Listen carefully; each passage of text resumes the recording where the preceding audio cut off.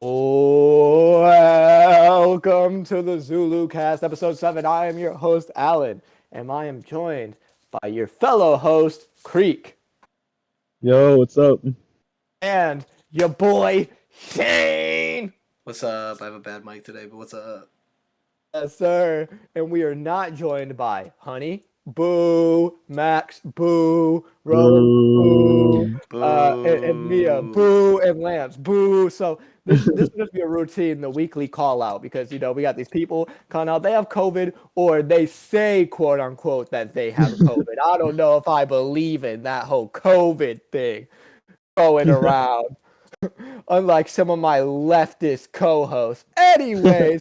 That's not what we're talking about. That's not. Yeah, I don't want to hear it libtard. That's not what we're talking about. Today we're talking about Carl Gustav Jung, and this is actually the introduction to a series we're doing on Carl Jung. And Carl Jung, he had a lot of ideas. He had a lot of thoughts. So Carl Jung is going to act as a vehicle for us to talk about other things in the future. You will see. You will see as we delve into our Carl Jung series. This is not a Carl Jung deep dive. We're not going to tell you everything about Carl Jung. We're just going to dip our toe into Carl Jung's mouth and see if he has a foot fetish real quick. And just give a quick analysis of Jung. So let me give you all an intro to Jung. I have a generic Wikipedia description of Jung. Carl Gustav Jung, born on July 1875, old ass, 6th of June. No. Okay, yeah. Born on July 26, 1875, was a Swiss psychoanalyst who founded analytical psychology. Jung's work has been influential in the fields of psychiatry, anthropology, archaeology, that's how you say that word, literature, philosophy, and psychology, as well as religious studies. Jung worked as a research scientist at the famous Bergezol Hospital under Eugen Buehler. During this time, he came to the attention of Sigmund Freud, boo, the founder of Boo. psychoanalysis. The two men conducted a lengthy correspondence and collaborated for a while on a joint vision of human psychology. So, Jung is tied Freud. I think Jung overlapped Freud. Jung was swallowing Freud, spitting him out, just digesting him.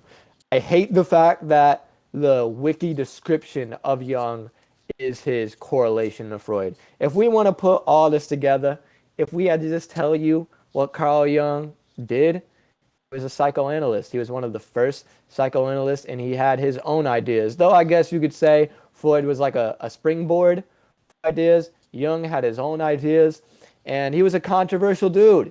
He was a controversial dude because he defended spirituality, and he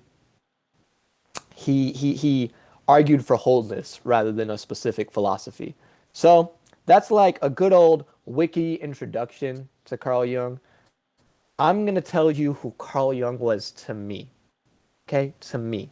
Carl Jung is important to me for his work towards wholeness. He believed all of us to be born with preset preferences that go on above and beyond our ability to have molded them or for them to have been molded. I've heard him utter the phrase that the psyche is autonomous, and I think that this is an important phrase because it indicates that there is a part of our nature that is just that, our nature. There is a personality that we are born with that we could not have molded. And what we tend to do is we tend to understand sensationally that we have these preset preferences, and we paint them as holy by creating philosophies around preferences that more or less landed upon us. And Jung argued that instead of doing this, we should aim towards the weaker aspects of ourselves and develop that to better orient ourselves around others and to be sufficiently understood by ourselves.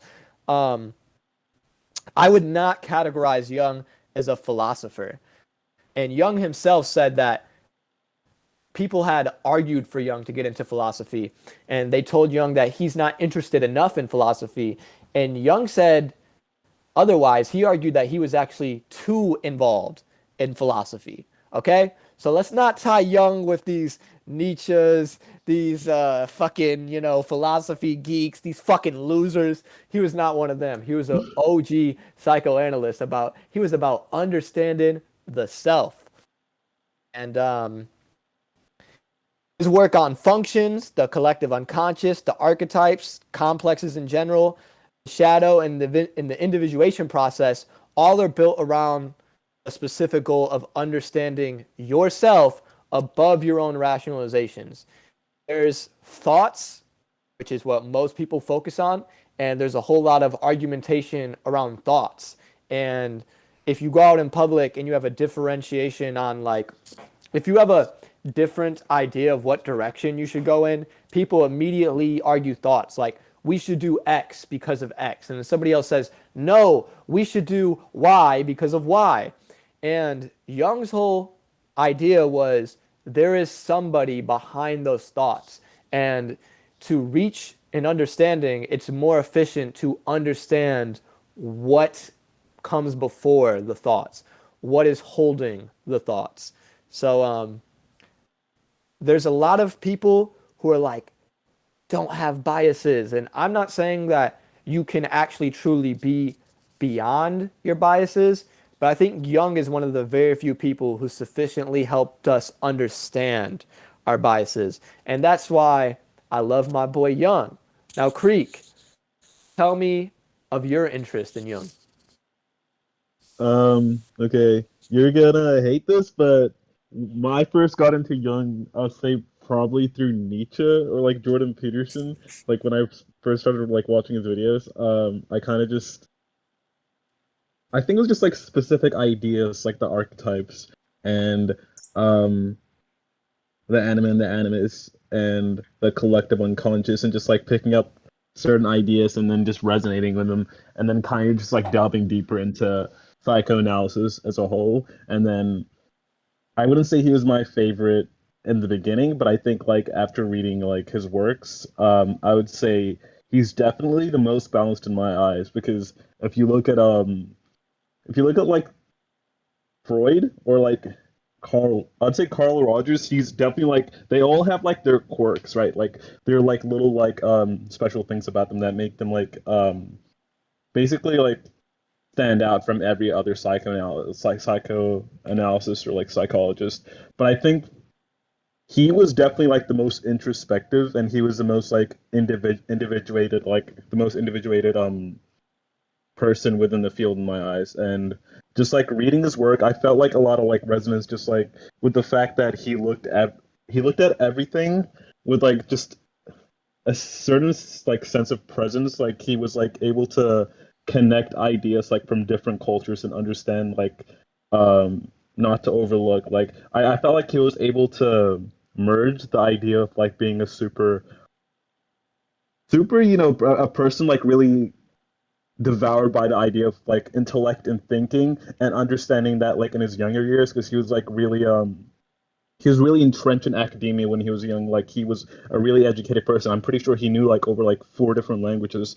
So he was definitely like a person who came from a lot of knowledge, right? He was really knowledgeable, but then like as he got older, he was able to transcend the idea of like knowledge and being a really intelligent person with just like the idea of presence and the idea of just like spirituality. And he was able to like connect these two different realms of just like creativity and kind of use like because I would say like intellect is kind of the rejection of subjectivity, and he was able to in his younger years. I feel like he was more objective, like just looking outward, trying to understand the world. And as he grew older, kind of like found his soul, right? Like that's what like the red books are about, right? Like him kind of like delving deeper into himself and trying to understand himself. And I think that's like a you know the section that I resonate the most about because I think as a person I find a lot of like solace in the fact that I'm like an individual and that I can find like meaning within myself. And I think when I read philosophers like Nietzsche, like he's a person that's like hyper individualistic, but I think kind of Jung brings it like he brings it back to the like a full circle, and he connects the dots in a way that makes um I think moving through the world a lot more like tangible, and that he makes more sense of reality than than I would say that any other philosopher that I've read. I would than any other philosopher that I've come across. But yeah, that's my connection to him. Yeah. One thing I've noticed from him is his ability to remark on other people's negative characteristics without it exactly sounding like a criticism. Because you mentioned Rogers, I feel as if Rogers' approach to someone's weaknesses would be reframing them and contextualizing those weaknesses with the concept that they ultimately come from a good place. And Jung would be able to speak of those weaknesses without reconciling them. But also wasn't speaking on those weaknesses from a place of antagonism. It came from a place of understanding.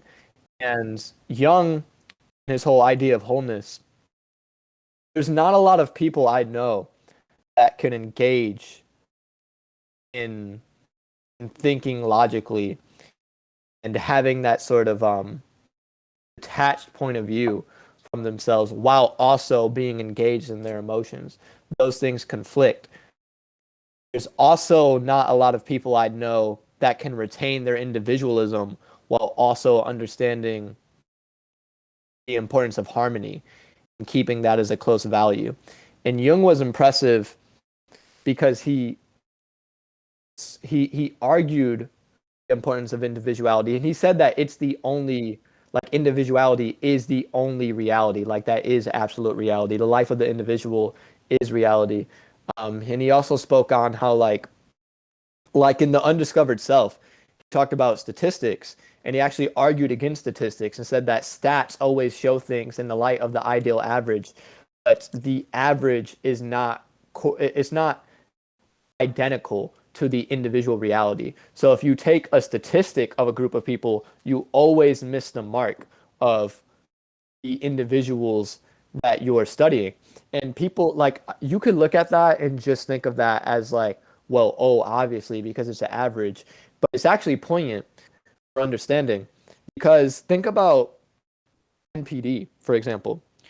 NPD is you taking a conglomerate of people and you saying, in the average of those people, they're this thing. Just to say that and apply all of those people to that archetype undermines the reality of those individuals. Because say if somebody is self-aggrandizing, to say somebody is a narcissist, so you now understand them is like, even if you know that they have that trait, you don't know why they do it. You don't know what caused even like the why to be triggered. You don't know what, like, how that branches into other areas of them. You don't know exactly how they communicate that um, by saying that they're a narcissist. And he could argue that. Like, he could argue, like, okay, they're not just this thing, while also simultaneously arguing for archetypes. Like, he could say, like, you are not a stat. And then in the same box say, you are in this was like he was before exact personality types, because his version of the personality types of like intuitive feelers, intuitive thinkers, things like that, or like the introverted intuitive, I believe, were like things that he spoke on. Um, in the exact same breath, he could say you're an introverted intuitive, and then also understand that things like that don't paint your absolute reality. He also, in Modern Man in Search of a Soul, I think I remember him saying that before speaking to a patient, the psychoanalyst should forget everything that they know about Mm. psychology and just be present for that one person to understand individuality. So, what's remarkable about me to Jung is his ability to be present with these things that would seemingly contradict. Don't, and I'm still trying to wrap my head around how he did it, because I definitely struggle with it. But, yeah, I mean, another thing that he said was that fanaticism is always a compensation. So I think that could be tied to these sort of like extremist positions. Say if somebody's innately logical, fanaticism, like, because people are going to say you're logical, so all of this is wrong with you for being primarily logical. And then the logical person is going to create this sort of fanatic personality for themselves so they could feel above that criticism, like they live to be above that criticism so that they can feel comfortable in the thing that is innate to them. So somebody who is born more logical is going to have like belief systems like facts don't care about your feelings. Nobody cares about like your emotions are going to get into this. These are the stats, like things like that. People who are more emotional are going to have philosophies built around emotion. For him to somehow get past that is remarkable. I don't know of many people in history that I could say that have gotten past that and seem whole, other than Kanye. I think Kanye's there. Like Kanye has wholeness to me, but we'll get to him. Shane, what is your understanding of Jung? I don't really have one. I feel like my knowing of Jung, a lot comes from you guys. I find Jung fascinating within the aspect of like how he views individuals and how he views archetypes of like figures, like specifically Jesus. I was telling you guys before we started that I was looking to see what other people like me, like Christians, have thought about Jung's work, and I have not found a lot. So even though I feel like I haven't done a lot of research before this, I am very interested to get into it because he's just a very interesting. He's the way he goes about stuff is super interesting, at least from what's described to me, and his understanding of archetypes and the way he speaks on people and behaviors and stuff is just super interesting to me. So that's I guess shorter than yours and Creek's, but yeah, he's intriguing in and of itself. That I think like, or in and of himself to just like that figure. Mhm. He's the person I think within the realms of psychoanalyst, psychology, and philosophy that I hear people either like are fully enthralled in or people hate him, and I just want to better understand why. Yeah. Everybody who I've ever had read Jung has always come back to me with like a load of like I think Jung's really good at sparking your own ideas. Whereas people who have read other philosophers and speak to me, they're like, he's so right because of this, this, this. Whenever somebody reads Jung, they always come to me with their own idea sparked to it. So Creek, I remember Mhm. when you first read Modern Man in Search of a Soul. What do you remember of your experience from that? Or what do you remember any time that you've read or listened to Jung where you had like an epiphany or like a, oh, that was really interesting moment? Oh, yo, okay. This is perfect because I had so many epiphanies. No, maybe not the first time. I think it's gradual because like with the way that I read audiobooks or the process that I have is kind of I have to read them multiple times and then I pick up different things each time. But one thing that stood out in particular was I don't know the quote. I'll think like I because it was a really good quote. But I don't because I tried finding it after I had listened to it on the audiobook and I couldn't really find it. But it was um something about how he sees like as human beings or the individual being in the middle, and he said like the outside world. Oh yeah, so he said like the external world is I don't know how to best put this. I don't know if like I don't know if you know what like what I'm talking about. If he said the external world is like the other side, and the internal world is equally as expansive as the external world. So he was just like kind of like the idea how the roots go down to hell or something. I don't know how to explain it, but it was Yeah, something about no how tree can reach heaven unless its roots go down to hell. yeah, that idea, but it kind of like switched to the idea that the individual stands in the middle between the infinite depth of the individual compared to like the depth of the external. I'll find it. I'll bring it Yeah. back later in the podcast, but it was that and another one with the idea of biases because he talked a lot about that in Modern Man in Search of a Soul and the connection to the idea about how he went to like visit different tribes outside just outside Western society and how they basically he found like archetypes that were present throughout like all of humanity, like symbols, like the fact that people have like rituals that they perform and people say they don't perform rituals but they're kind of unconscious rituals, and human beings like have these processes that they go through unconsciously that they're unaware of, but they they have a purpose. And the fact that we neglect that, the processes that we go through every day to keep us like sane, but we're not aware of them. So just like the whole idea of the unconscious, really, because like I think he brings light to it in an interesting way. And the examples he uses are a lot more like explosive than the ones that I've read. Because when I read like Freud and other like like other psychoanalysts, like they don't really bring examples, and they don't explain it in a way that like that brings like depth to the idea. But like the whole idea of the unconscious and how it affects our daily lives, and the way the way it affects like the way we act with one another, and the whole idea of like subcommunication, like all ideas like I feel like are built on the unconscious, and it's like just him bringing it to light. I don't know, that whole idea was like super impactful in my eyes. Yeah, I'm realizing that a lot of his ideas are based on this concept of duality not necessarily being something that has to antagonize, that not necessarily being duality is not necessarily a thing where you have to decide between two different sides, because within duality are the two sides. So people would say like, pick this side. This side is the superior end of duality. And he would say that it just is. So rather than reconciling it, how could you have those things flow together um, peacefully? And that's interesting because I think of relationships like that.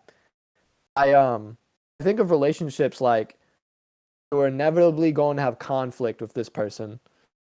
And how could you have those sites, past experiences, cultural and social influences, all like the separate ones acting against one another? How could you learn to integrate those so you and your partner can live amongst each other and be sufficiently integrated and feel congruent around one another, feel congruent to actually be yourselves? Because it's noticeable in couples that people aren't themselves. And I don't think of this like I think there's nuance to this because it's a hard thing to do if you're actually going to do it. To maintain real harmony with somebody is a very difficult thing to do. So I don't think it's like I don't want to be antagonistic towards people for them not like being in harmony. And I also think it's a process that may take a couple years, maybe more than that. Most people bypass it. So like you're going to be within it, and there's going to be some rigidity as you allow differences to correspond. Um, but he has a lot of ideas on basically maintaining harmony within these things that seem like Mhm. opposites. And I enjoy that aspect of Jungian analysis. Um, Alrighty, y'all. So, like I said, there's going to be a series. I think for the last episode, we'll probably do like a big old like this is how we feel about Carl Jung. This is the ideas we've gotten out of it. Yada yada yada. Right now, we're just gonna go on a few things, and like I said, dip our toe. So let's talk Toe about is his nice and wet. opposition. Let's talk about his opposition to Freud. Jung is often tied to Freud, as anything nearing psychoanalysis is usually tied to Freud, especially earlier psychoanalysis. But Jung held strong contention to Freud in key areas. Jung and Freud were allies for some time. I think they toured the US together, but they became estranged over time. Freud thought Jung betrayed psychoanalysis by becoming a mystic. Jung defended spiritual ideology and religious ideology, and Freud saw religion and spirituality as something made up by man to cope. So he basically had the same idea as any edgy atheist on the internet on like just arguing has about religion. This is why Freud fucking sucks, bro. His ideas are just so like fucking base level. It's annoying as hell. But anyways, he just seeing religion as something that we made up to cope with the fear of our existence ending inevitably. And Jung saw religion as more as a psychic drive, meaning human beings naturally have a value that they put at the top of all other values. And that's how Jung saw religion. So whether or not you specifically attached yourself to a religion, you are religious innately as a human being. And Jung spoke a lot on the archetype of Jesus just being like an ideal human. And even for people who don't believe that Jesus himself was the ideal human or that the character traits of Jesus were the ideal traits to hold, we have most of us have ideal selves, and that's basically how Jung saw the religious drive. And Freud saw Jung's whole defense of spirituality and religion as blatantly unscientific, and Freud also thought Jung wanted to kill him. So let me explain that one, because Freud was just fucking like, oh my God, bro, he's just so lame. Okay, so basically, Jung told Freud that he wanted to have like a father-son relationship. Basically, like he saw Freud as a father to him. And Freud got all paranoid about this because Freud believed that every son had an unconscious drive, whether he knew it or not, to kill his father. So he thought Jung wanted to kill Freud by saying that. And Jung was actually describing some idea, I think about like pyramids or some shit. I don't remember. He was describing like some idea about pyramids and like what the mummies. Was it? Oh yeah, pyramids and mummies and what the symbolism of that was to him. And Freud thought that that was Jung explaining how Jung wanted to kill him. So Freud passed out at the dinner they had where Jung was explaining that. This is how fucking much of a cornball Freud was, bro. Dude's so lame, bro. Anyways, like, here's like a few specific ways they disagreed. Freud thought that at the base of all human behavior was sexual desire and sexual drive, whereas Jung believed there to be a range of motives at the base of all human behavior. Freud believed the unconscious to be the library of all unacceptable and repressed desires specific to the individual holding those desires. Jung believed the unconscious to be the storehouse of repressed memories, period. So Jung didn't believe that the unconscious was always just these unacceptable repressed things. It was just things that were unknown to you yet. And I think this is like an obvious thing to see because Freud has this whole thing of like this very linear argument of like, well, why would you not be aware of them unless there was some reason for you to repress them? How about the fact, Freud, that you can't be aware of all things at once? So some things have to go to your unconscious, like fucking Jung thought that we were motivated by future aspiration and past experiences, where Freud thought that we were purely motivated by past experiences, i.e. trying to move away from things that we experienced in our past. So Freud thought that as a human being, you were just this walking fucking penis or vagina that was running away from their trauma. That was Freud's belief of the human being. And I know people will say like, that's undermining Freud, it's simplifying Freud, and I agree. I'll give you that. And I don't think that Freud was dumb. I just think Freud was extremely paranoid. I don't think he was as intelligent as other people believed him to be. And I think he had this attachment to logic because in his criticism of Jung, Jung's becoming a mystic. He had disgust for Jung defending spirituality, and Jung just saw spirituality as a part of the human experiences. So Freud basically moralizes more than Jung. Freud is like, this is the ideal, like this is ideal, and Jung is the opposite. In this book that I've been reading called The Myth of Mental Illness, which we'll do a podcast on, the author of it was talking about how Freud basically like projected his own beliefs onto psychoanalysis. And I could see it here in Freud's reductionist view of human behavior. So, simplified, Freud ain't like dumb, but he's just not it, bro. Like in this field, Freud is just not it. There's other people, there's advanced people, and yeah, I'm not fucking with Freud. And people will be like, and I'm sorry that this Jung podcast is becoming like a Freud teardown. Really don't like Freud here, man.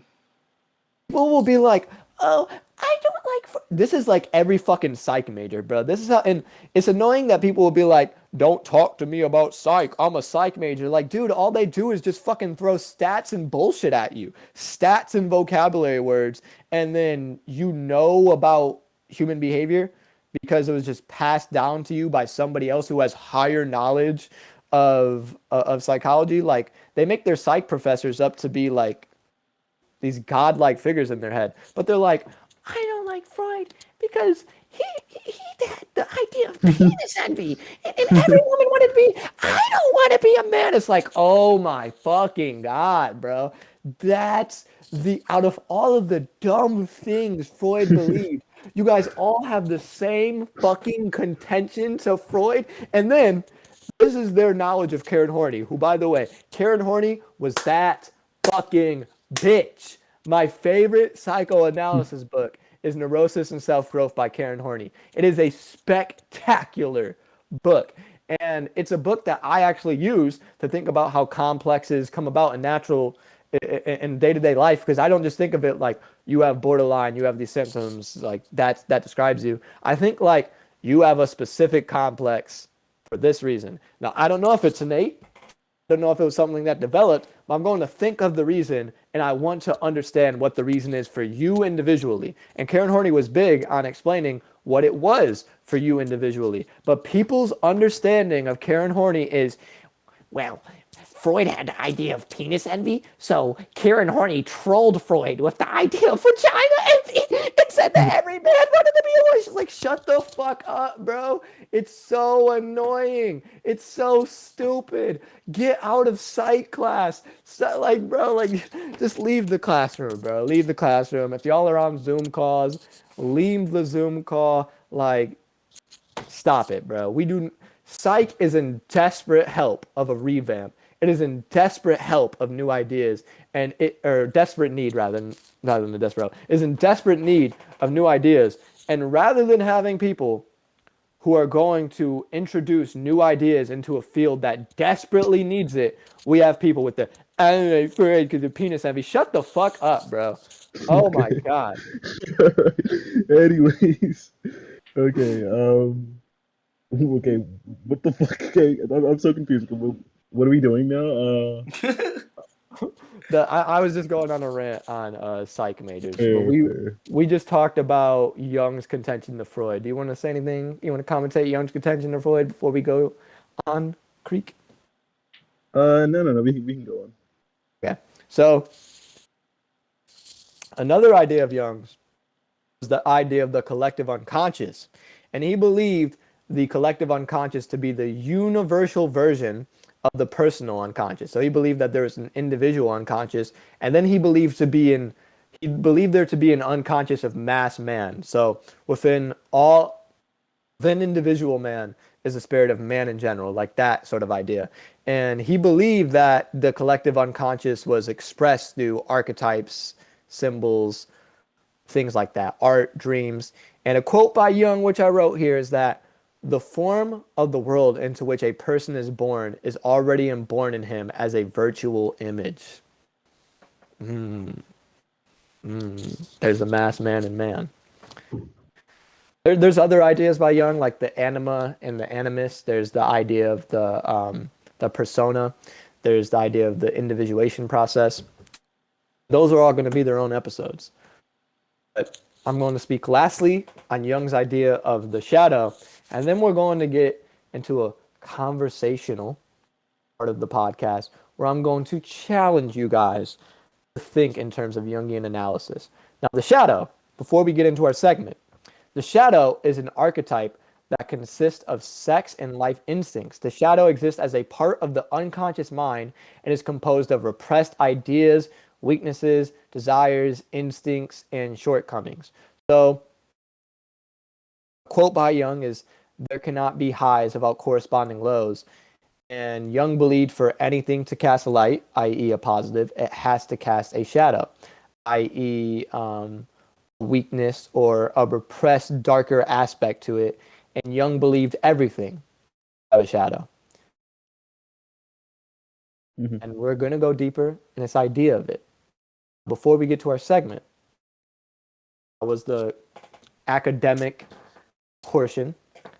Creek, you already know about this, so I want to talk to Shane here. Shane, you're newly being introduced to Jungian analysis, and we're gonna dip our whole foot in as we go on. There. Okay.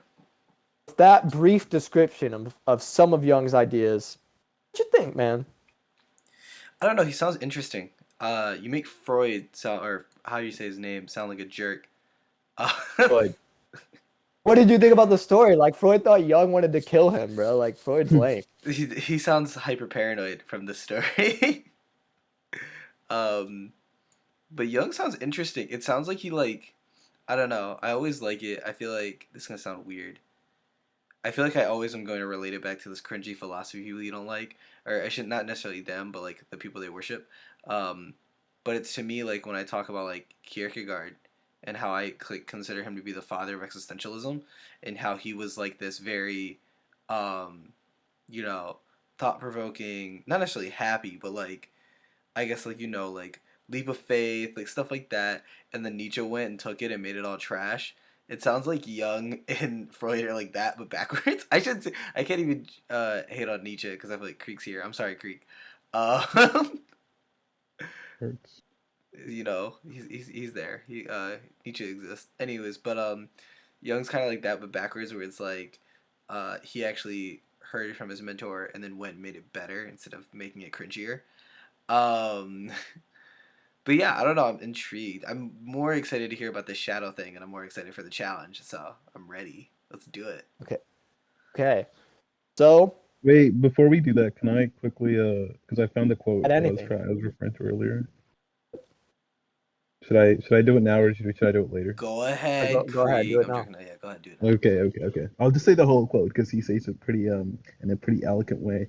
So he says, "In my picture of the world, there is a vast outer realm and an equally vast inner realm. Between these two stands man, facing now one and now the other, and according to his mood or disposition, taking one for the absolute truth by denying or sacrificing the other." Okay, so that's from Modern Man in Search of the Soul. And yeah, that was perfect because like that's like earlier what you were like alluding to when you were talking about the two like the dualistic nature in a lot of his writings, how he talks about the two realms. And I feel like that just even like when we talk about MBTI, I feel like that's or whenever we talk about like those like debater types compared to like the introspective like INFP types, that's like that just brings it all together because like I feel like that's like the polarity they always play between, it's like sometimes like people will be so obsessed with like intellect and like analyzing the outer world and do no self work, and then they're like basically all those like highly intellectual people who are like obsessed with understanding the world. And I know you always talk about them right out and how you're always just like, oh, these people are so obsessed or like they want to understand the outer world because it's like it's so much easier to understand the outer world than it is to understand yourself or like trying to integrate yourself. And I actually agree with that. But yeah, I feel like this quote just brings all of that together, and it's like I feel like that is like the two like modes people will like transition between. Well, it also connects to the idea of like how he says like whoever looks outwards is like dreams, but then when you look inwards, you awaken or something. So I always feel like people who are individualistic, they find like their inner world to be the truth, and like that's when they awake by looking inwards. So yeah, I find this quote like really special. I think it's like really just it brings all his ideas together. I feel like it's just so beautiful. Yes, sir. Okay, so now we're gonna play a game. This game is called "What is the Shadow of It?" Woo! So I'm going to ask all of you. I'm going to say, "What is the shadow of blank?" And I chose some ones here that I really want you to think on. So if you need a second, take a second. Can you re-explain the shadow thing for me real quick, just so I feel like this is gonna sound cringy because it's supposed to be subjective and self like. But what does he mean by shadow? Like, what am I looking for? The repressed, darker aspect of the thing. Okay. So, and I'm telling y'all, if you need to think, collect your thoughts as you go, because I want you guys to think on it. I think that's gonna be really interesting. Creek, we're going to start off with you. Okay. Creek, what is the shadow of Christianity? Okay. Ooh, this is a tough one. I feel like this one's so complex that I'm going to have a hard time Go ahead, Greek. bringing it all Diss it in together front in of a me. Go sentence. ahead. But Go ahead. okay, Shade. Well, okay. So for Christianity, I feel like the shadow of it is collectivism, like toxic collectivism, where people lose sight of their individuality. I would say that's one aspect of it. Another shadow of Christianity is worship. I think it's just a level of worship to an external figure or like idea that you lose sense of the self. So I'd say those are like the two major ones that I can identify, like just straight off the bat. Yeah. What do you guys think? Well, I don't want to respond to it. I want the Christian to respond to it. Okay, go ahead, Shade. No, the first one I agree with. I do think like it's funny because I think I hear all the time in the church people say stuff like if everyone in the world was perfect except for that one individual, if like that one if it was just me that was the dirty wretched sinner, Jesus would have still Hmm. died for me. And I think that brings so much value to the self that we lose so much in the uh I think there's a difference between being called to community and then perceiving that community to mean to be called to culture. And I feel like modern, or I shouldn't even say modern Western Christianity, because I feel like it's just a lot of it has just created this corny Christian bubble. I always tell What do you, you mean by that? Do you think community? You're saying community and I culture think well are because I not think the there's same thing? well no because I think the Bible or I think Christianity itself is like very specific in calling yourself to a church community. Of course, in, like the objective theological aspect of it, not necessarily in the like subjective archetypical aspect, but the actual like objective theological aspect, you're called to be a part of a community of believers who all love God and Hmm. all love Jesus. But I don't think that that in of itself means you have to lose the idea of self. But I just think the way it's portrayed makes people do it.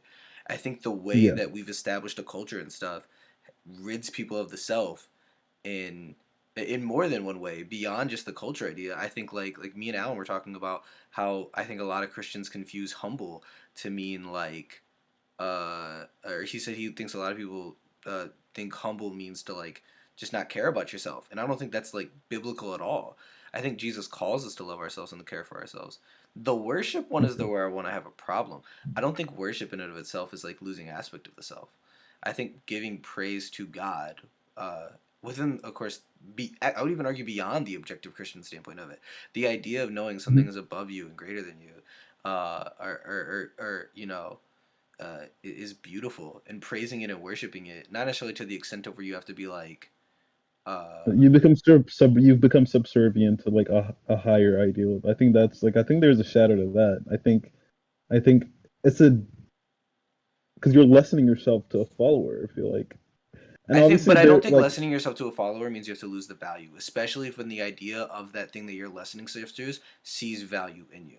In the idea of a relationship with God, it's not God saying, there's a power dynamic there though. You're a follower. That's I'm just talking for about the sure, yeah, idea yeah, of yeah, being yeah. a In that worshiper. aspect, I'll give you it. Yeah, no, I understand that. I see that, but I do think the idea of when I perceive to call myself a follower of Jesus, it's not the idea of saying like I do think I'm subservient, but more in the aspect of uh when I view the Garden of Eden versus the Tree of Life versus the Tree of Knowledge of Good and Evil, Tree of Knowledge of Good and Evil is Hmm. trying to like quote unquote make the moral standard for yourself, which is cool. If I'm not trying to get into a subjective morality debate or whatever, but it's like I would also argue it's just like trying to take everything in your own hands instead of trusting God. Which even in an archetype, I think people could find trusting God as an archetype to be beautiful. Um, so the idea of Tree of Life is just to be in a relationship with God, be an image bearer of God, and to learn from God. And that's in the aspect of what I deem worship to be. Worship and praise of God is not this idea of it's an idea of how real you are and I am beneath you, but not necessarily to the aspect of extent of like losing self value. I think people do it that way. I do, but I would just argue I don't know if that's what it's calling you to do. I think it's just calling you to trust God and grow in that. That's what praise and worship is, at least in my ideal. But I see what you're saying. Like I don't necessarily fully disagree. Okay, I just think there's a role you play in different For sure. positions. Yeah. No. Yeah, you're Like right. as a as a worshiper, you play a certain role, and as someone being worshipped, you play a different role.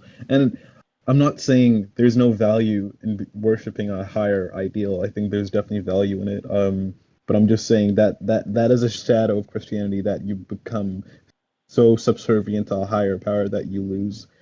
because like if you're subservient to a higher power, you're willing to sacrifice certain things to appease or like to please that higher power, right? So Yeah. that becomes it's a higher value. Like if you're if you're a Christian, you're gonna not sin, right? To make sure you're Yeah, yeah, following yeah, yeah. I see all what the you're commandments. So saying. like yeah. So you lose a certain sense of action that you take upon yourself, if that makes sense. For sure. But yeah, I don't want to get too like deep into like, oh my gosh, but like because like I don't want one, I don't want to be like I don't think God needs me to qualify for him. But I would say more than that, it's like I think contextually within the aspect of what Christians deem to be sin, I don't know if it's necessarily like I see what you're saying. I don't know if I'd personally say those are bad things to, like lose, but I do understand what you're saying. Like it's like you're ready to drop everything and anything for God and put yourself kind of yeah, last almost. And that idea, uh, I understand what you're saying, but I do semi disagree. But I get it. Yeah. Right. Now, this portion is to engage you guys, so I'm going to take more of a back seat during this section and let y'all talk it out. I ooh, like this. wait, Shane didn't say what he believes the shadow of Christianity He is didn't though. ask No, me. it's separate questions, so this Yeah, it's like Oh, it's taking you. turns for who is the question. The next Christianity question don't is got for no him. shadows, Creek. It's beautiful. okay. All right. All right, Shane, Yeah. what is the shadow of charity? Ooh, the shadow of charity. That's hard. The shadow of charity.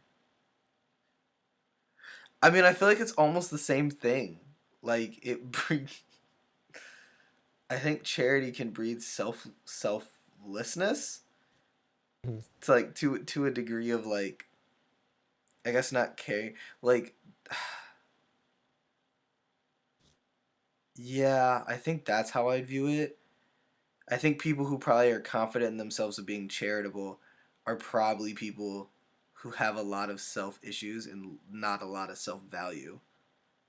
And they get it almost from being codependent or co hyper on other people's responses to their charity.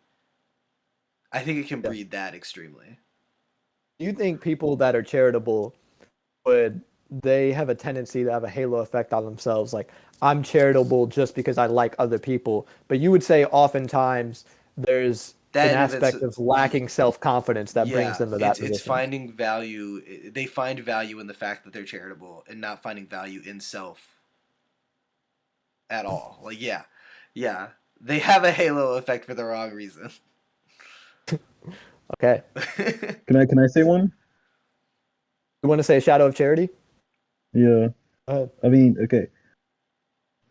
I'd say shadow charity is just the fact that it breeds weakness. Okay, Ooh. That's no, interesting. Okay. Okay, Toxic Greek. masculinity. Okay. Yeah, yeah. no, but like, okay, obviously, like, it's hard for me to say this because it's definitely like not in my realm, like, of thought to say this, but I think like I can definitely understand that being that like the fact that it is a shadow charity is that it supports like weakness, like because the whole idea of charity is there are people who need help and we need to help them, but then why do we need to help them? Like why? Like if they can't handle if they Uh, can't help themselves, like don't they deserve to like, do you you think know?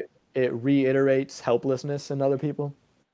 Yeah, I mean, like I think it support it like yeah, exactly what you said. Honestly, just like it helps people, or what's the right way to say it? It's kind It of like invigorates sympathy the where idea. people feed off it. It's not like they don't grow. They just Yes, yeah. yes, yes. It's That's giving exactly what them I'm a getting Yeah. at. fish. Yeah, It's giving them a fish instead of teaching them how to fish. yeah, Yeah. yeah. It's that whole aspect of We're gonna feeding get tons of people comments of people being who like, then just can't. don't be charitable, you jerks. Like But it's not even about that. I think like just the idea of like constantly giving people giving people help because they can't help themselves. It's like I don't want to say it, but like just the whole idea of like survival of the fittest. You know, like if you can't live by yourself and if you can't sustain yourself, do you actually deserve to live?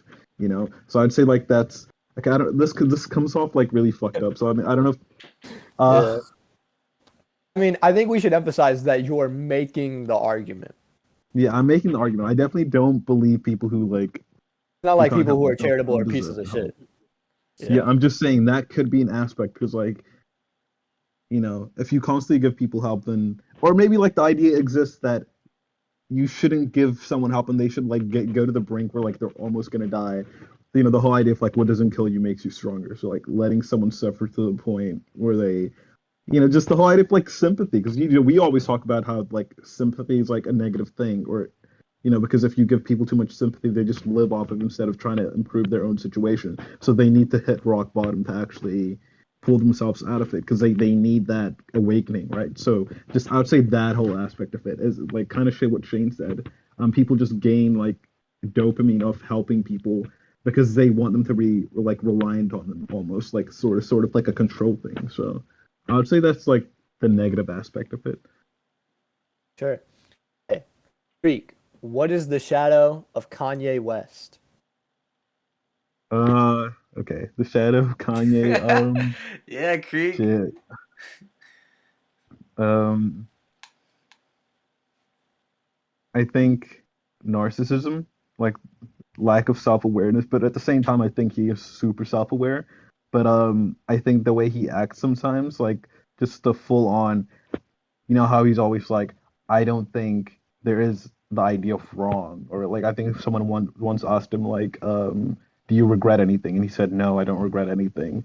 I think that's like a really positive way to think, but at the same time, like there's a huge shadow of that, and like that's just a lack of like self-assessment, like the lack of the ability to look at yourself and say, I did this wrong, blah, blah, blah, blah. But then that's the idea of shame, which I disagree with. But at the same time, Yeah. I do think Kanye is like a little bit too self-obsessed and he thinks he's the center of the world and he is the most valuable character and he thinks he's like player one, like in the game of life or whatever. I think those are all those things are positive, but I think they have the shadow of just like losing touch with like the outside world and like able like the ability to kind of position yourself in a realistic way in the world. And I think he can kind of lose sight of other people's feelings.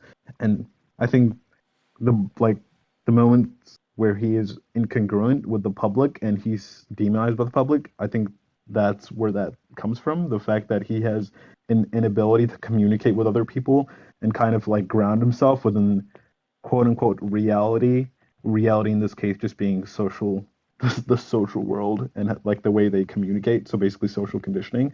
I think there's value in being able to understand how people communicate even if it is quote unquote fake, just so that you can manipulate, I don't know, the world and kind of like use it to your benefit. I think he doesn't work through frames. He's super authentic that he doesn't know how to do that. And I think that's the shadow of him. Like he has no ability to understand how to communicate his ideas to the outer world. Yeah. I actually had an idea about this while you were talking. I think that Kanye does understand wholeness, but how Kanye understands wholeness is by his understanding of love. Because if you watch Kanye, you could see Kanye in the energy of love, where he just seems like connected to everything around him. And through Mhm. that, he could touch wholeness. But how I see wholeness lacking in him is actually the NFP effect, where he has a tendency to not do anything unless he feels like it, which you could say is authenticity. At the same point, it's like it's a lack of putting intention as a priority. So that's the way that he lacks wholeness, is that he's an emotional person and just works off the whim of his emotions, like Donda 2. Like, it's going to come out. Then it's not. Or I'm making this thing now. Oh, I didn't feel like making that thing now. I'm doing this thing. And it's from his own lack of saying, like, I'm going to do this regardless of the thing that comes next. And I think that there is something beautiful in the way that he follows spirit. But at the same time, like, this whole, like, I'm not doing anything unless I just feel overwhelmingly congruent to it is a very hedonistic way of life. And the reason that that is important is particular to the individual, because the NFPs, the type of people who tend to indulge in that sort of like emotional wave hedonism, I don't even know how to describe it. They're also the same people that get disgusted by other people for other people's moral insufficiency. But in this sufficiency, where they won't do something that's best for them and those around them, um, and they'll just watch their life go by as they sit third person to it. They're very permissive to it for some reason, and Kanye definitely has that effect. Now, the way that he superseded it is that he's just making a lot. So even if he's inconsistent in what he's making, after a while, he's just producing so much content that there's shit there. And by content, I mean like social media content. I just mean like product in general. Product would be a better word. He's making so much product that there's going to be things coming about it. But just that lacking centering himself and the lacking understanding of intention and developing more of a sense of conscientiousness is a shadow of Kanye West that I see heavily. Mm. Okay, I think we did him. Shane, Mhm. what is the shadow of club culture? Hedonism. Hedonism. I don't know anybody who exists within the aspect of club culture, not even myself, who knows how to have some bounds of self control. Like, people say that they're going out. I've thought about this one before. People say they're going out just to have fun and dance. And especially for people like me, like ENFPs, like, we start to, like, rationalize our um, unnecessary need or want to just partake in debauchery. Like, so Yeah. yeah, it's just hedonism. Like club culture, I would argue almost like club culture and like rave culture like breed hedonism like uh a lot. So yeah. Okay. Creek, what is the shadow of activism? Activism. Um, Let me think about this one.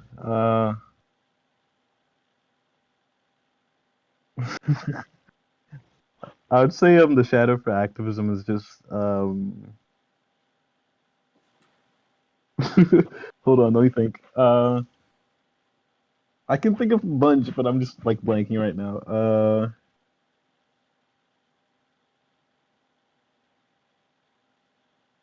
Okay, so I would say like a huge shadow of activism is just like we always talk about like the ENFP types who are like into activism, and I would say like I've always I've always been the idea against the idea of protesting and like just like fighting for an idea or whatever. And and how on Levels of Energy he talks about how a positive protest is protesting for something instead of against something.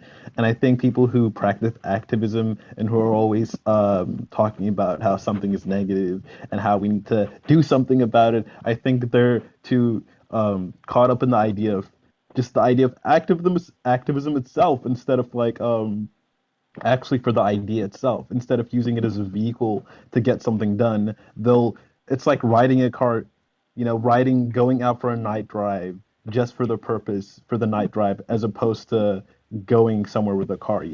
They actually enjoy that. I like they'll go to every protest. They'll go to every protest just because they enjoy the idea of protesting against something. So I think it's like antagonism, like I would say the shadow for activism, people like being against something.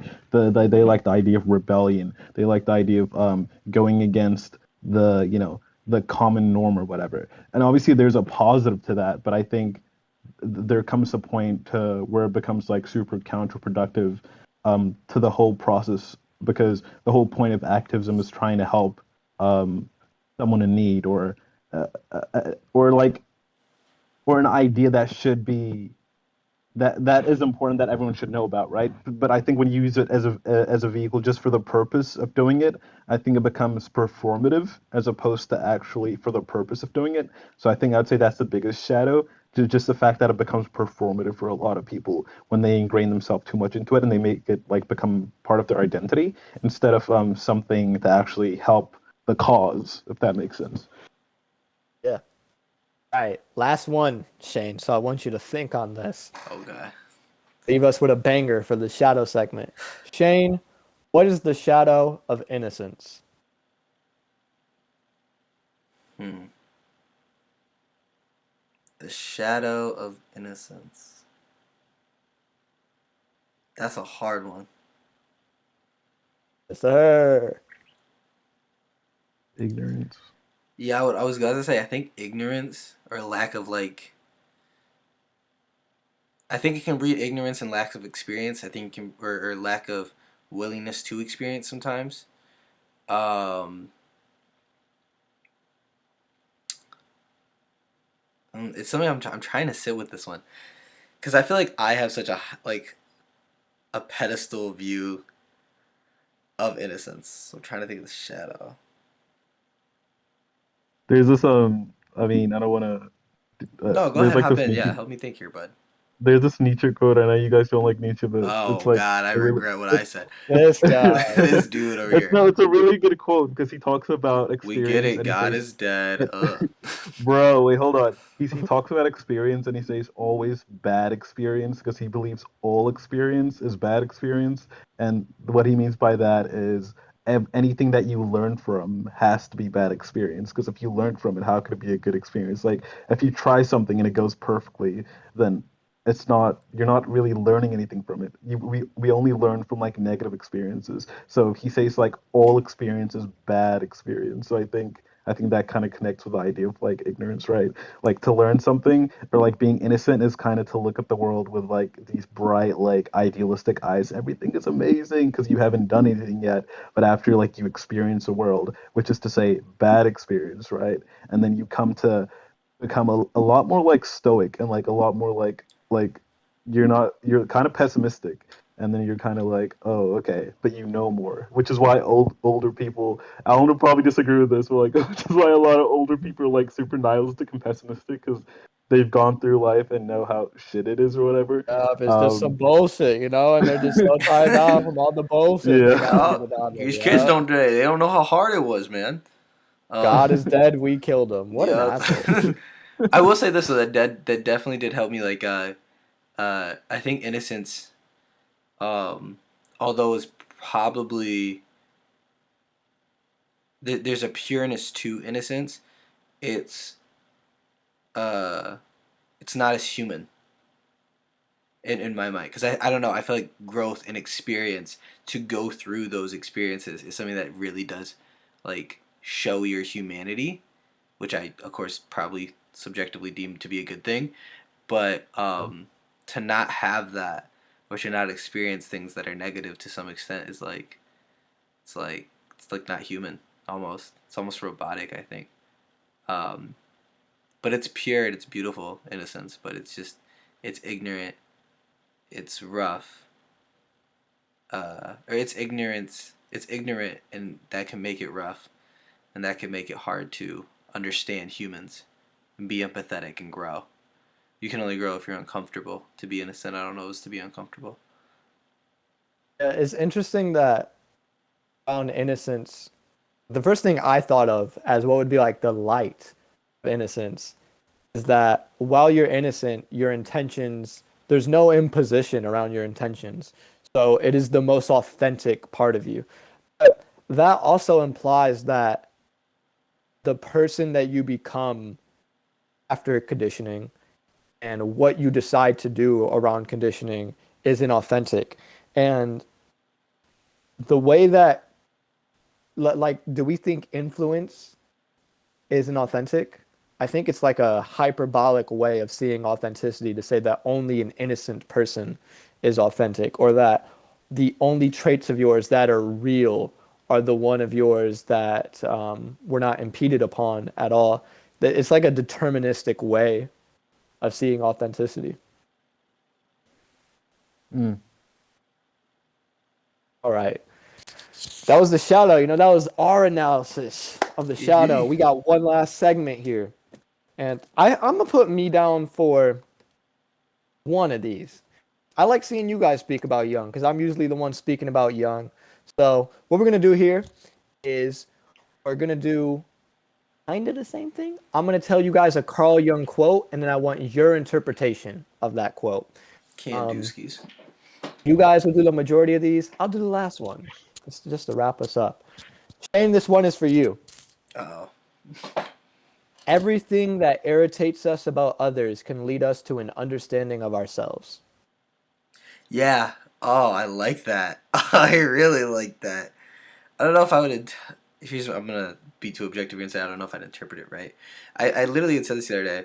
Um, I was watching a video by a YouTuber named Adam Neely. I think it's an Adam Neely video, where he's talking about why he hates Christian contemporary music, and his reasoning for it, I think, is something like because he likes jazz, and he feels like jazz music is so expressive, um, and Christian contemporary music isn't. A lot of it is like hold back, let God be the shining light, and stuff like that. And that is a huge problem he has with it. And he started talking about how like sometimes the things we hate are the things that are closest to us. And so it's like it's very close to the idea of jazz because it's super expressive and emotive and compassionate, uh, and almost kind of spiritual. But the idea is for him that it holds back, so it's a bother thing. And so I think sometimes the things that we deem to be like an annoyance or aggravating and stuff like that, um, are huge reflections of just like either things that are close to us or things that we see in ourselves that are problems and stuffs. And because we find them in other people, uh, it's easier to be critical of someone else than be critical of my own self, because human beings are already insecure enough, you know. Uh, so I guess that's kind of the way I interpret it. Uh, yeah, probably wrong, but I don't know. I thought it was I don't know, cool correlation in my head. I liked it. I like that quote a lot. Okay. Freak. This one's for you. Until you make the unconscious conscious, it will direct your life and you will call it fate. Yeah, I've heard this one before. Yeah, my interpretation of this one would be, yeah, so there's like things that we do, or I think I read another quote that said our life, we don't decide our life, we decide our habits, and our habits decide our life. I think that one's kind of similar to this one, um, in the sense that we like kind of this idea that we do things, or we have processes that we go through in our lives, but we're unaware of why we do them, or what, like how, like just the reasoning behind them. So like, because like, you know, Freud talks about how the way we live our life is impacted by our childhood, how we grow up, and how like our environment and stuff. So we're kind of letting the external world, so the idea of determinism, that the external world defines the way that we live our lives, and becoming conscious would be the process of making all these things come to light and trying to figure out whether they're helping us or they're a detriment to us, and basically understanding that the negative things in our lives aren't happening because it's our destiny, but because we live a certain way and we do things that kind of lead to them happening to us instead, you know. So kind of like we make our own destinies, and you kind of change your destiny by making the unconscious conscious. So something like that. Okay. Shane.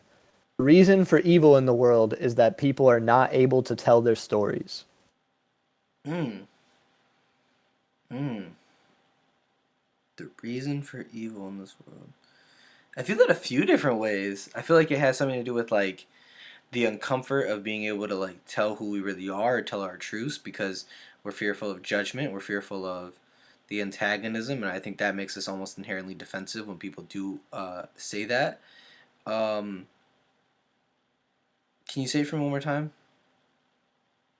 Yes, sir. The reason for evil in this world is that people are not able to tell their stories.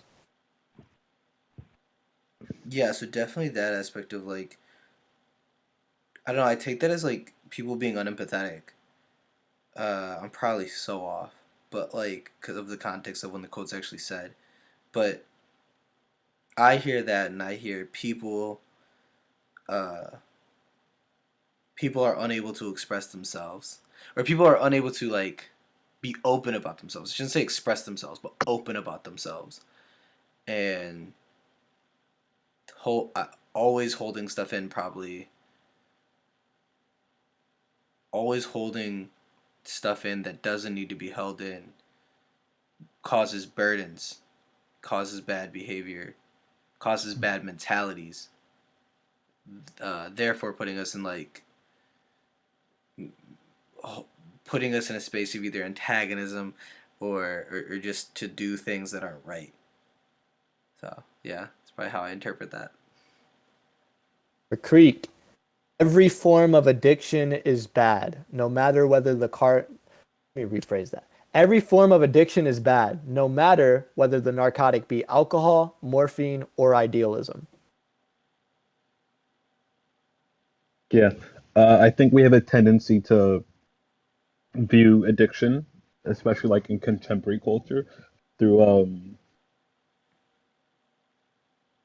through tangible things like drugs, or yeah, it's like so through tangible thing like drugs. And I think the idea of addiction is a behavioral problem, right? It's an attachment to something that's outside us to bring an equilibrium within our persona, or like within our personality, or like within our mood.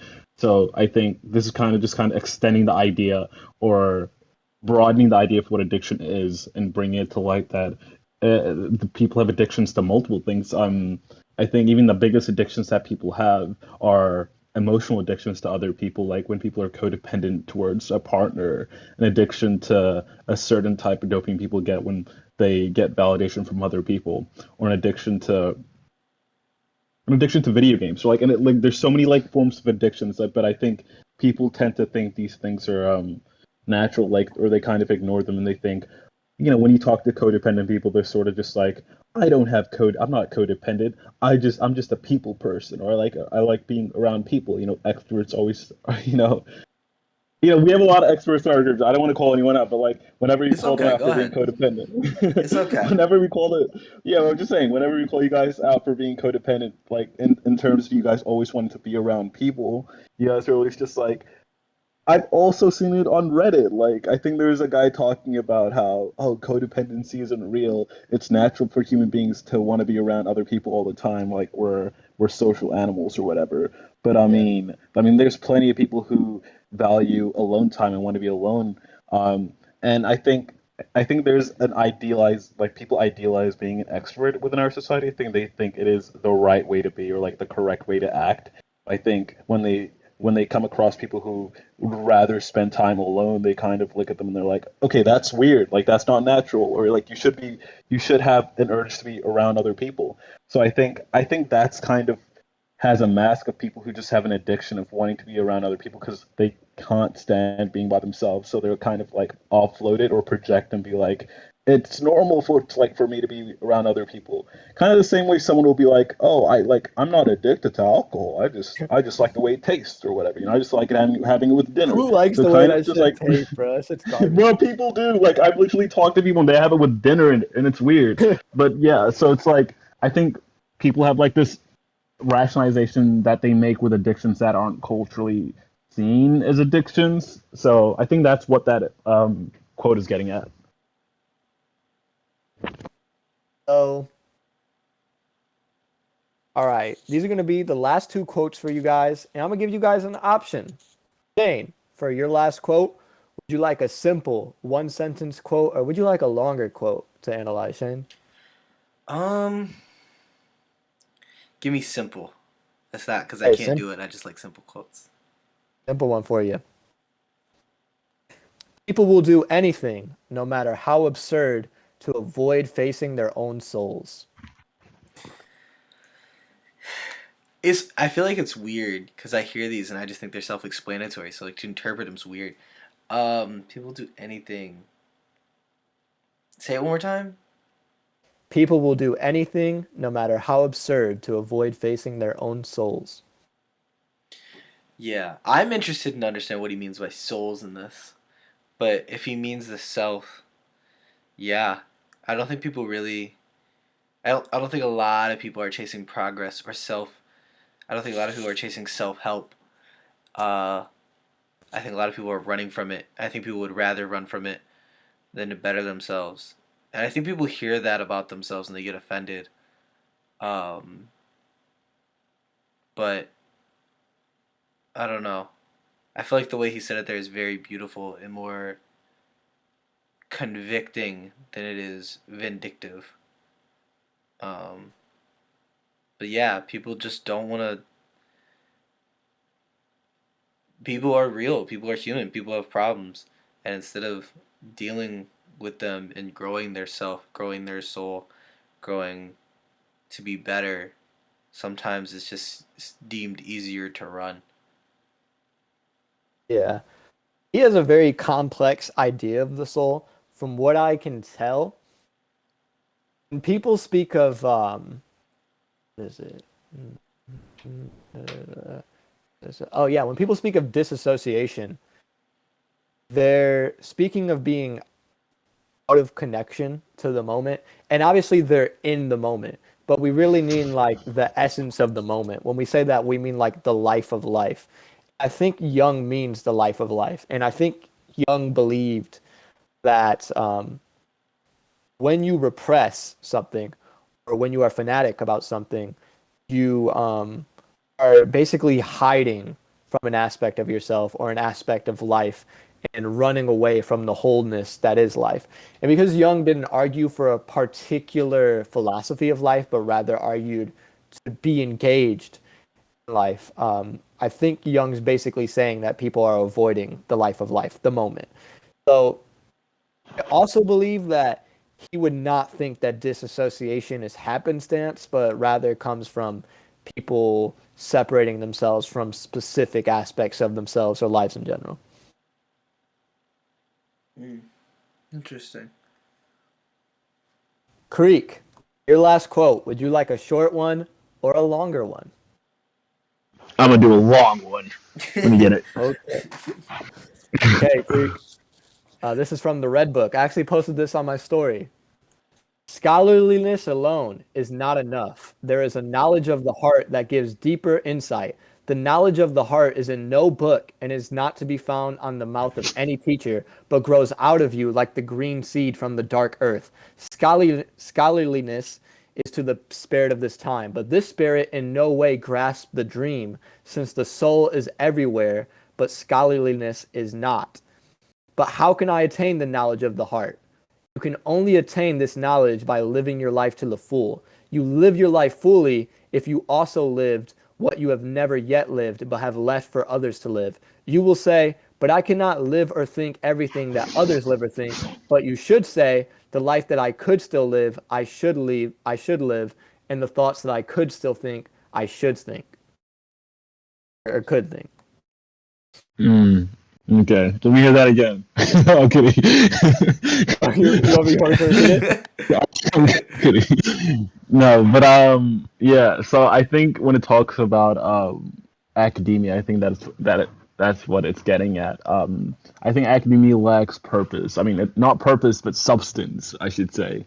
Uh, it has kind of like how math has no like actual substance to it. I mean, it's like it gives you a framework to make sense out of like sense the to make sense of the world out of, but it doesn't give you actual information about yourself.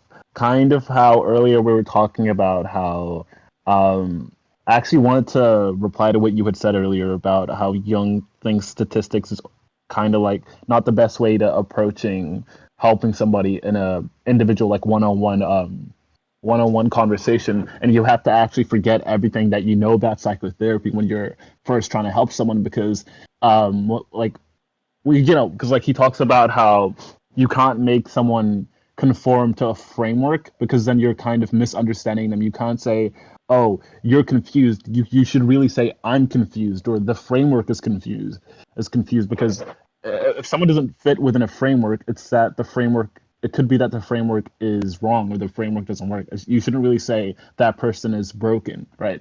So I think that connects with the idea of growing the soul, and how you grow it through experience, and this actually reminds me of the Good Will Hunting scene where he's talking to Matt Damon and he's kind of like, "Oh, you know everything about everything, but you don't actually have experience, so you don't have wisdom." And I think that's where wisdom comes from, right? Like experience over time, and you can't really learn wisdom because even if someone was to give you wisdom, you would say, "I disagree with so-called wisdom or experience that someone has," and then you would just not do it it's kind of like the idea of proactivity. You know, someone will say, "Oh, you should do this and this and this," and then you'll get this. Or when you give advice to a friend, like when we this happens all the time. Like Max will come to us with a problem, and he'll be like, "Oh, this happened. I need help." Blah blah blah. And then we give him advice, and he's like, "Yeah, I don't know about that. I think I'm gonna do this." And then he comes back and complains again. So it's like we can give him wisdom, but wisdom is like useless. It's kind of like how connects with again. I'm kind of going on a tangent here, but Kanye talked about like this idea of like how it like ideas should be free source. You know, it's like Elon Musk could release all his blueprints for like the rocket that he's about to make, and it won't matter because it's not like anyone's gonna build it. You know, it's like they don't have the resources, they don't have the manpower. So like the like wisdom doesn't. It's not something like you don't. The value within wisdom isn't within itself really. It's the experience like that you have and the fact that you'll actually enact it because unless you're able to understand it, understanding comes from fully understanding it, not just reading and be like, oh, I understand what that means. Full understanding is the ability to fully like submerge something through experience and connect it with other ideas and fully be like, oh, I understand this through experience and I understand how this affects me because I've actually gone through the process. And I think that's what that quote is getting at that it's kind of like a polarity between intellect and experience, how experience will always like go beyond intellect because intellect is kind of shallow because it's like surface level, but experience kind of delves deeper and is able to connect like multiple different points to come to a conclusion and kind of like use multitude like a long history instead of just like a limited number of points. But that would be my interpretation. I don't want to go on forever, but yeah. Last quote. Don't be for me. You. Where wisdom reigns, there is no conflict between thinking and feeling.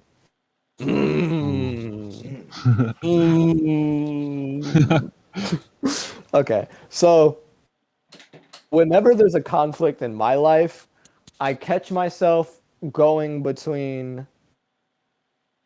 I have a tendency to go between these extremes of like, this is my strategy to solve this problem because I know that this is going to be a mark upon me and my consciousness is being scratched by this event that's occurring. And I have to deal with this event and feeling the effects of it in my body. So this is the strategy that I'm going to do to get that feeling out of my body so I can exist properly. But then, like, there's that strategy part of me. And then there will be an emotional part of me that's like it's like Kanye-esque, where I'm like, I get a sudden rush of a specific energy, and I'm like, I'm just gonna be with this energy, and it's gonna heal itself. Like a couple days ago, I was reading A Course in Miracles, which I'm starting to fall in love with again because I believe that book to be. And Jung got me into this idea of seeing things symbolically. So I don't read that like a Christian text or a spiritual religious text. I read A Course in Miracles like a book on abundance. Literally like a book in abundance. Like when it talks about loving your brother and when it talks about having no such thing as a special relationship and things like that. I'm like, this is just a book about how to be in emotional abundance all the time. And it's like the only book I know that's like, yo, like this is the code. So I love that shit. Anyways, when I was listening to it, I was feeling really good. And I was like, I just have to contain this energy within myself again. I just have to feel this. And I was thinking about how I felt like a year ago. Because a year ago, I was really in my winter effect and really on top of my shit. And I was like, I need to just be in that again. How am I going to get that? Then, I would feel that like love energy, that high energy, and it would crash again. And I would go back to strategizing. And it seems there's been so often ever since I've been trying to recover from, because to give a brief backstory, I was really on my shit for 3 years, emotionally abundant, feeling good. Had a breakup happen, which acted as it was like a break of many things in my life. So it was like many things in my life that built to that event.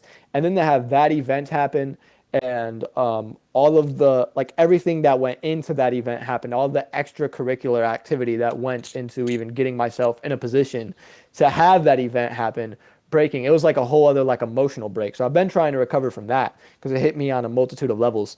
And I'll go in between these sort of like extremes.